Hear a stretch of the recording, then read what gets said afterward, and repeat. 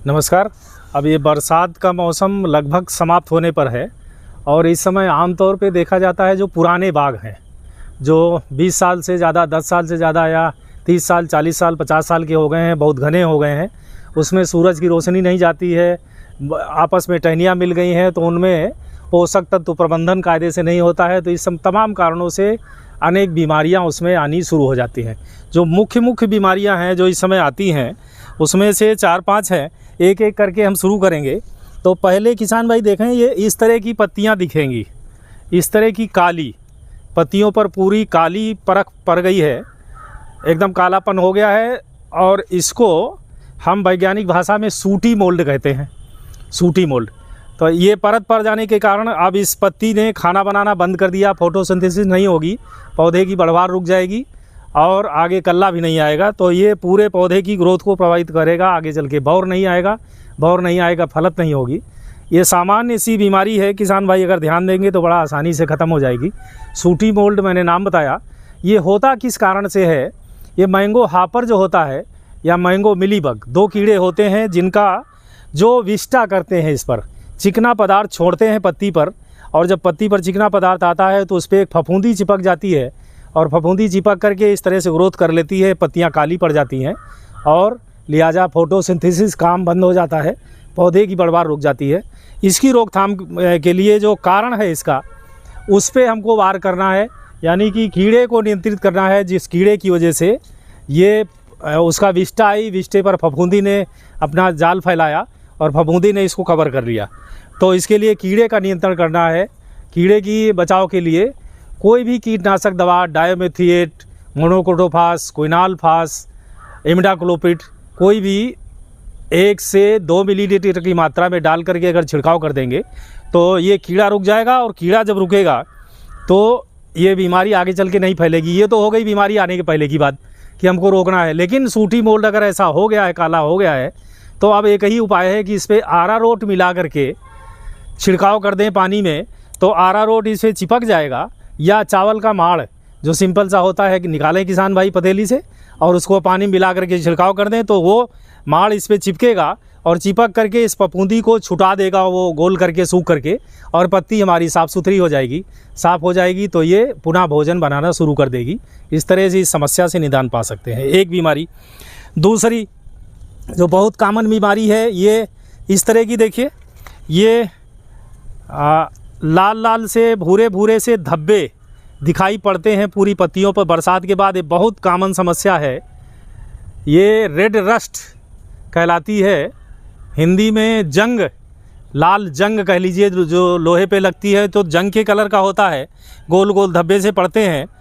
ये बड़ा नुकसान पहुंचाती है, इसने भी पत्तियों को पूरी तरह से डैमेज कर दिया है और परिणाम वही होगा, फोटोसिंथेसिस नहीं करेगा, पौधा नहीं बढ़ेगा, भोजन नहीं बना पाएगा। तो इसके नियंत्रण के लिए कोई एहतियातन प्राथमिक उपाय नहीं है। जब हो जाता है तो इस पर कॉपर ऑक्सीक्लोराइड एक बहुत बेहतरीन दवा है, उसको 3 ग्राम मात्रा 1 लीटर पानी में डाल करके अगर छिड़काव कर देंगे, अभी बरसात को ख़त्म होने के बाद, इस समय थोड़ा मौसम ख़राब चल रहा है, भविष्यवाणियाँ भी मौसम विभाग की ऐसी हैं कि लगता है सितंबर भर बरसात होने की संभावना है। तो इंतज़ार करें, जैसे ही खुला मौसम मिले, खुली धूप मिले, उसी समय कॉपर ऑक्सीक्लोराइड 3 ग्राम मात्रा 1 लीटर पानी में छिड़काव करेंगे तो ये रेड रस्ट बीमारी से छुटकारा मिल जाएगा। तीसरी जो महत्वपूर्ण समस्या है इस समय, ये कीड़ा, ये देखिए, ऐसा लगता है जैसे किसी ने जला दिया हो, माचिस की तीली से लगा करके इस तरह से सिकुड़ जाता है और इस तरह से जला हुआ महसूस होता है। किसान भाई समझते हैं कोई बीमारी है, इस तरह से जल करके सिकुड़ जाता है। ये हमेशा नई पत्तियों पे आता है, जो नए कल्ले निकलते हैं उन पे आता है। तो ये बीमारी नहीं है, किसान भाई ध्यान से समझ लें, कोई बीमारी नहीं है, ये भी कीड़े की वजह से हुआ है। इसको कीड़े ने काटा है, अटैक किया है, पत्तियां मुरझा गई हैं, नए कल्ले एकदम, जैसे ही नया कल्ला बरसात के बाद आता है, बरसात में आता है, तो इस कीड़े का अटैक होता है। तो इसके बचाव के लिए एहतियातन उपाय किसान भाइयों को करना चाहिए हमेशा कि नया कल्ला निकले तो उस पर कोई ना कोई एक कीटनाशक, खास करके कार्बरिल दवा यदि मिल जाए, और नहीं मिलती है तो डायमेथिएट, रोगार, इसमें से 1 से 2 मिलीलीटर दवा किसी को छिड़काव कर देंगे। बरसात में कभी भी दवा छिड़काव करें तो एक चीज़ ज़रूर ध्यान रखें कि उसमें स्टिकर या कुछ नहीं, साबुन, शैम्पू का घोल ज़रूर मिला लें, ताकि दवा कुछ देर पत्ती पर रुक सके, और 2 घंटे 3 घंटे का मौका अगर आपको मिलता है, खुली धूप मिलती है, छिड़काव कर दें तो नए कल्ले जो निकलेंगे पौधे के वो मरने से बच जाएंगे, वो नुकसान नहीं होंगे, पौधा आपका बढ़िया चलेगा। ये तीसरा जो कीड़े का अटैक हुआ। चौथा एक ये देख रहे हैं, ये माल फार्मेशन, मैंगो माल फार्मेशन कहलाता है। इस तरह की गांठ बन जाती है बढ़वार के बजाय ऊपर, और ये बढ़वार इसकी रुक जाती है पौधे की, आगे चल करके ये बहुत बड़ी समस्या पैदा करता है। ख़ास करके ये नए पौधों में ज़्यादा होता है, जो 1 से 10-12 साल तक उस समय तक होता है। इसके बाद जब बड़े हो जाते हैं तो ये समस्या नहीं आती है पुराने पेड़ों में, और उसमें भी आम्रपाली प्रजाति इसकी ज़्यादा प्रभावित मानी गई है, इसलिए एहतियात बरतना ज़रूरी है। किसान भाइयों को इसको ध्यान रखें। अगर कोई ऐसा माल फार्मेशन आता है, अनियमित ग्रोथ दिखाई पड़ती है, पत्तियों के बजाय गुच्छा जैसा बन जाता है, कभी कभी छोटी छोटी पत्तियां एकदम निकल आती हैं, महीन महीन बहुत सैकड़ों की संख्या में एक ही जगह से, तो आप समझ लीजिए कि वो वेजिटेटिव माल फार्मेशन है।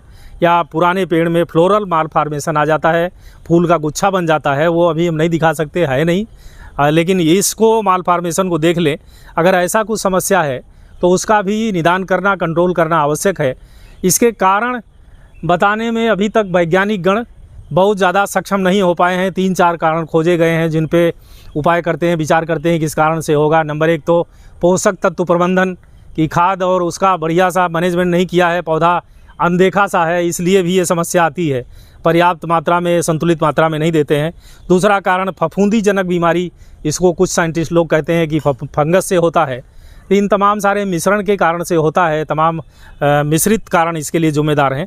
लेकिन जो इसके निदान जो सुझाए गए हैं वो बहुत कारगर हैं। अगर उसको अपनाएंगे किसान भाई इसी सितंबर के महीने में तो इससे निजात पा जाएंगे। नंबर 1, जो जहाँ पर ये लगा हुआ है वहीं के थोड़ा सा नीचे लेते हुए करीब 2 इंच 3 इंच इसको काट के पेड़ से हटा देना है बेदर्दी से।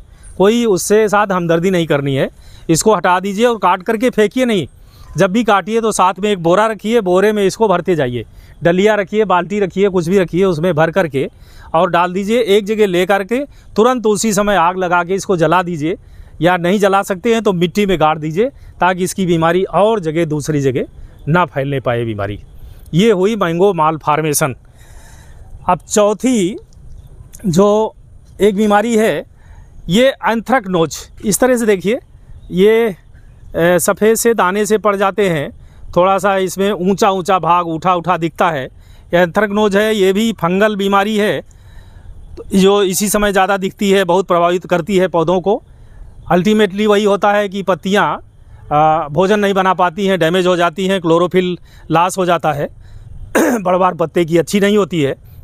इसके नियंत्रण के लिए फिर फफूंदीनाशक दवा का छिड़काव कार्बेंडाजिम का 1 ग्राम 1 लीटर पानी में मिला करके छिड़काव करेंगे, या साफ़ फफूंदीनाशक जो है उसका छिड़काव करेंगे तो इससे बचाव हो सकता है। एक और बीमारी है जो इस समय बरसात के मौसम के बाद दिखाई पड़ती है, बीमारी क्या, कीड़ा का अटैक है, जाला कीट। अक्सर किसान भाइयों ने देखा होगा, माटा कहते हैं उसको देहाती भाषा में, अपने लोकल भाषा में, गोल गोल गुच्छा सा बना लेते हैं वो पत्तियों का माटा, लाल माटा। किसी आदमी के ऊपर गिर जाए तो बड़ी आफत होती, भागता है पूरा बाग से छोड़ करके। तो उसको देखें अगर कहीं लगा हुआ है गोल गुच्छा बना हुआ पत्तियों का, पत्तियों को आपस में मोड़ लेता है, जाला बना लेता है और अंदर अंदर ही उसका वो रस चूसता रहता है पत्तियों को, वो बहुत नुकसान करता है। वो भी पत्तियों को खाना नहीं बनाने देता है, भोजन नहीं बनाते हैं, पत्तियां नहीं वो कर पाती हैं। तो उसको भी यही है, बड़ी लग्गी में वो हंसिया बांध करके या किसी भी तरह से उसको काट के गिरा दे किसान भाई, और गिरा करके तुरंत वही नष्ट कर दे, आग लगा के जला करके, या फिर उसको आप क्या कहते हैं ये मिट्टी में गाड़ दे, इस तरह से नष्ट करना है। एक और समस्या जो अब दिखेगी, ये जो जाला कीट की समस्या है भी पुराने बागों में होती है, जो घने बाग होते हैं जिसमें धूप पर्याप्त मात्रा में नहीं जाती है और छाया रहती है। इसीलिए हम हमेशा सलाह देते हैं कि सेंट्रल पोर्शन ओपन रखें बाग का, पेड़ का, ताकि उसके अंदर पूरे पेड़ में हर पत्ती को धूप पर्याप्त मात्रा में मिल सके, हवा मिल सके, ऑक्सीजन मिल सके, तो ये जाला कीट या इसकी समस्या नहीं होगी। एक समस्या जो अनकेयर्ड बाग होते हैं, जो बिना देखभाल होते हैं, खाली किसान भाई बाग नीलाम कर देते हैं और पैसा लेके घर में बैठे रहते हैं शहर में, या अनजाने में उनसे गलती हो जाती है कि वो देखते नहीं हैं और पोषक तत्व प्रबंधन नियमित रूप से नहीं करते हैं। या बलुआर मिट्टी नदी के कछार में जो पेड़ आम के लगे हैं वहाँ पर ये समस्या देखने को आती है, पोषक तत्वों की कमी हो जाती है। और ये गमोसिस, ये डाईबैक नामक बीमारी उसमें शुरू होती है। ऊपर से टहनियाँ सूखना शुरू हो जाती हैं, लकड़ियाँ जैसी जाती हैं दूसरी भाषा में कहा जाए, और नीचे आकर के पूरा पेड़ फिर धीरे धीरे सूखने लगता है। उसमें कभी कभी ये गोंद ये भी निकलने लगता है, छाल फट जाती है पेड़ की। ये जैसे गोंद निकल रहा है, देखिए ये गोंद निकलना शुरू हो जाता है। तो ये सूक्ष्म पोषक तत्वों की कमी से होता है। इसका भी नियंत्रण करने के लिए किसान भाइयों को चाहिए कि जो हम सूक्ष्म पोषक तत्व जो नाइट्रोजन, फास्फोरस, पोटास और गोबर की खाद तो देते ही हैं, लेकिन उसके साथ साथ में हम सूक्ष्म पोषक तत्व कभी भी नहीं देते हैं। लेकिन अगर ऐसा पेड़ आपका कर रहा है, सूख रहा है, टहनियाँ सूख रही हैं, डाईबैक बीमारी, उल्टा सूखा रोग लग रहा है, तो इन सूखी टहनियों को तत्काल हटाएं, वहाँ से काट करके तुरंत, बगैर किसी उसके, नहीं तो पूरा पेड़ सूख जाएगा। हटा करके और इसमें फिर कॉपर ऑक्सीक्लोराइड जो हमने बताया पहले दवा 3 ग्राम 1 लीटर पानी में मिला करके उसका स्प्रे कर दें पूरे पेड़ में।